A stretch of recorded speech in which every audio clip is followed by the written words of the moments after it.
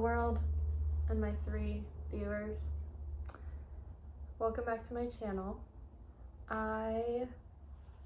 Today I have a very exciting video for you. Well, something that I consider very interesting, and I think that the idea of learning more about it is very exciting for me and hopefully for you. Today we're going to review OCD, obsessive compulsive disorder. What a condition to have. My heart really goes out to those struggling with this condition because it is so insidious. It is so honestly torturous. There was a case study that we watched, and the client was describing their condition as living in a mental prison. I previously didn't really have much knowledge about OCD before learning about it this week in my mental disorders class. Of course, I knew about OCD, most of us do, but I think that for a lot of us, the condition is under like a lot of mystique because it's sort of different than the conditions that are commonly understood by people in the world, like anxiety, depression. Those are certainly co-occurring with OCD. Co-occurring meaning they occur alongside of the disorder, the obsessive compulsive disorder. But as I was learning about OCD in class last week, I was thinking I can't wait to make a video about this, both so that I can review it and have it in my own memory bank, but also just because I think to demystify what the people who are diagnosed with this experience is a good thing. I think that people should know that it isn't just like, stop doing that. Like, stop doing those weird, repetitive safety behaviors, whatever. Stop being so finicky, stop being so weird. From my understanding, the people that have this condition would love to stop. They would love, if they had one wish, it would probably be to break out of these rituals and these routines. But something in their brain is sort of broken, not gonna lie. That's not the correct clinical way to put it, but that is really how it is.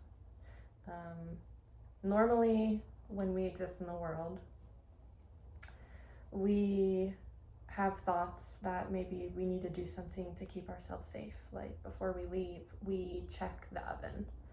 Maybe we even check it twice. And once we've seen it twice that it's off, we're like, okay, the stove, the oven is definitely off. Like, I can leave the house for the day or for vacation. Seeing that, it isn't enough for those whose brains work in the OCD way. They have to keep checking, keep touching, keep seeing. And it just happens again and again. And so normally when we see that like we're safe, that the thing is not a threat, like the switch turns off in our brain and we can move forward with our lives. Hallelujah. But those with this condition can't do that, and they don't do that. Their brain basically will not allow them.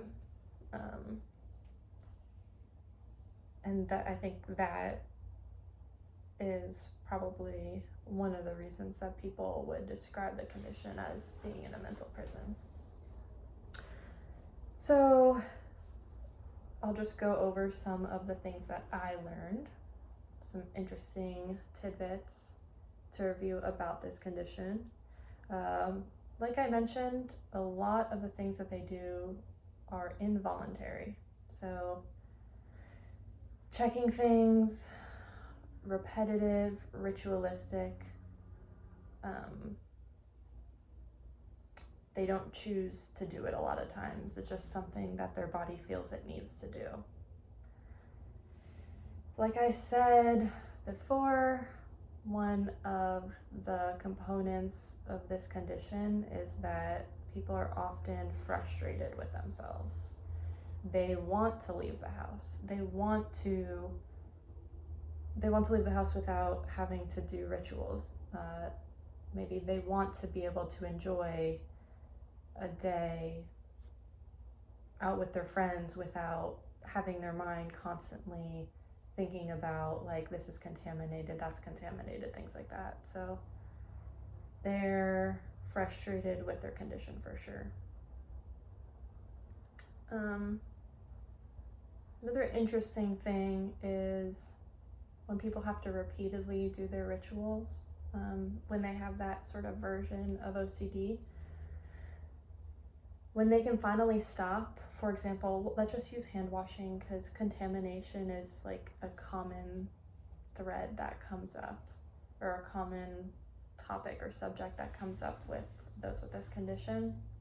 Contamination meaning like their hands are touching something that's going to get them sick or kill them or kill someone else, or food is contaminated, just things around them are not safe from a contamination standpoint. So they can extinguish the behavior of checking or whatever they're doing when it feels right. So it isn't rational, and they know that, but the compulsion just has them continue to do the rituals, continue to do the safety behaviors until it feels right. And then when it feels right, they can stop and they can move on to their lives. So that is why this condition really is a disorder. It is, and my heart really goes out to these people, because it really is causing so much disorder in their lives. It can get in the way of their work. It can get in the way of relationships. It can get in the way of them enjoying the things that I believe humans have the right to enjoy. So, yeah, it stinks. So there are 3 core components of this disorder as I was taught in class. It's obsessions,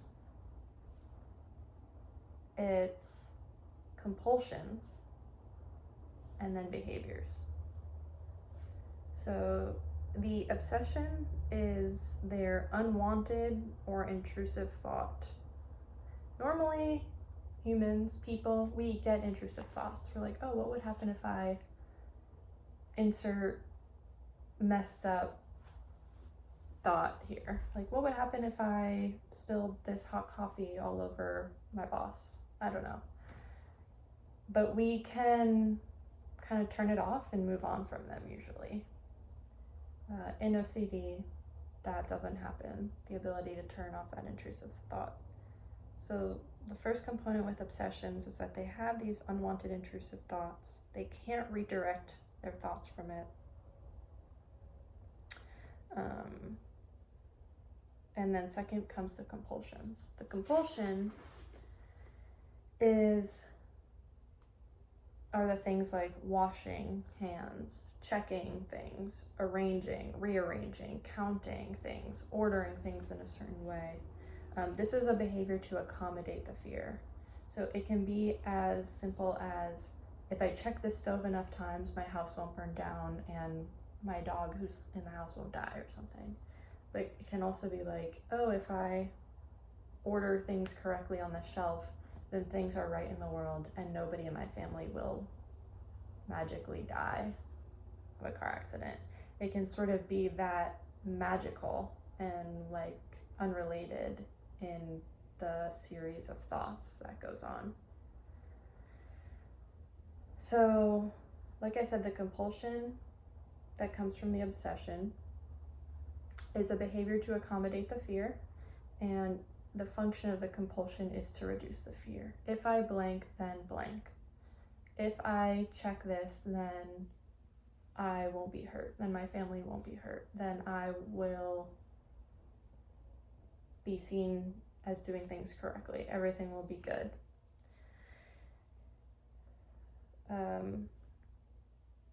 After the compulsion comes the behaviors. Behaviors are typically things that people do to ensure that the compulsions don't get triggered. So they know themselves. They know that, when I drive, I think that if I don't look right 3 times, I'm gonna miss a car that comes. So in order to not trigger those, obsessive thoughts and compulsions, avoidance is what happens. So people with this condition often have a lot of avoidant behaviors to just avoid the waterfall of compulsions that are easily triggered in certain settings. So yeah, obsessions, compulsions, and behaviors. That's like a pretty easy way to kind of conceptualize it or visualize it in my head, maybe your head too. Some other interesting facts are that for people with this condition, the type of obsession is not going to be the same over the course of the disorder. So at some point, the fixation might be on, acting perfectly, like people pleasing. So if I'm impressing everybody in my life, then I am good and safe, something like that. It might turn to snakes. It might turn to food contamination. It might turn to even body-centered compulsions, like things you may have heard of, like body dysmorphic disorder, things like that, which is where people hyper-focus on something about their physical appearance and just sort of form compulsions around it. So there are lots of different ways that this condition will materialize for these people. I will say that there is a genetic disposition for this condition. I don't know the exact number, like 50% chance of inheriting it, but there is definite genetic link with it. And what I was taught by my professor is that a genetic predisposition can be triggered by stressful events in a person's life. So maybe they aren't struggling with the condition, and then undergoing one or multiple big stressors can trigger it to materialize, unfortunately. So there is something, I'll just talk for a couple more minutes. There is something called just right and not just right. And that is something that I think a lot of people with OCD can relate to. The feeling of things being just right or not just right. Like that looks just right or it's not just right. Or this food is just right and not just right. And again, it's about the feeling. And if the feeling isn't there, then things can't move forward. And that in that way, it can be really troubling and debilitating. But the just right and the not just right is an experience that a lot of people with this condition experience in a lot of different ways. It can show up in so many different ways. I know I mentioned BDD before. I want to make the distinction that OCD is actually not body dysmorphic disorder. It's a perceptual disorder, and there's no real fear there, like there is for OCD, but there is a lot of overlap, and they can kind of co-occur. So,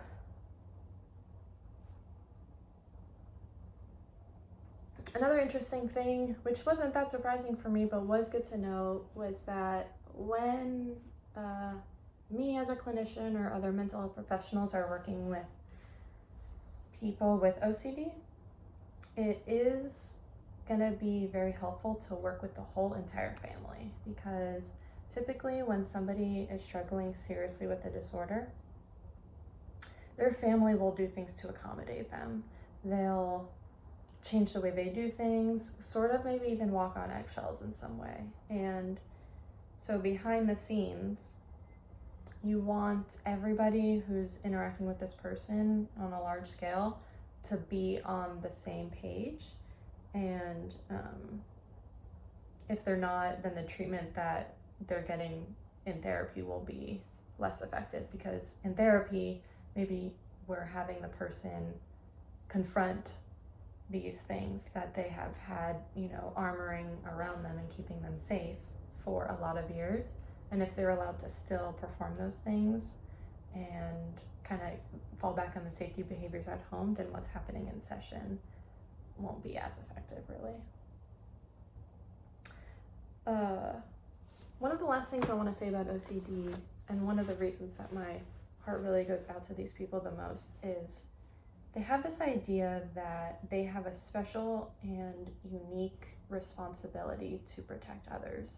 A lot of times, the thread that runs through a lot of people's obsessions is that if I do this, it won't harm others. There was even a case that my professor showed us where the poor guy, he thought that by handing people, his obsession was when he hands people stuff, like even a piece of paper, there might be words on a piece of paper that relates to something bad that is going to happen to them. So by giving them something, he's kind of like going to inflict danger on them. And to us, that sounds, we know that that isn't true, but for the circuits that run in his brain, that is fully true. And a lot of times they'll go through these debilitating behaviors and compulsions to protect their loved ones, strangers. They don't want to do harm. And the thought in their head is that if they don't do these things, they are going to cause harm to people. Sometimes I think even on a large scale. So that is really something unique about these people, is that they want to keep themselves safe, yes, and they want to keep other people safe as well. The last thing that I'll say is that I was told that ACT, acceptance and commitment therapy, is an effective therapy for this condition. It helps the struggling with it to help determine the validity of the thoughts that basically run their lives and dictate what's safe and not safe and what they can and can't do. So I hope that this was helpful. I hope that it demystified OCD for you a little bit. I know that just this one lesson, this one, 2-3 hour class that I had last week did just that for me. And I found it so interesting.